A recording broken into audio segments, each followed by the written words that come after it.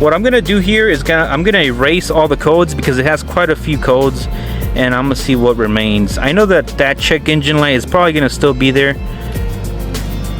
but I want to just kind of clear everything up. And let's see how long that takes to do. So it does everything pretty fast. Let's look at the parking brake. There is a fault that remained. Rear sounder circuit failure. We would have to look at that to see what is going on. It most likely is the rear sensor for the backup sensors that is bad. It probably should be an easy fix.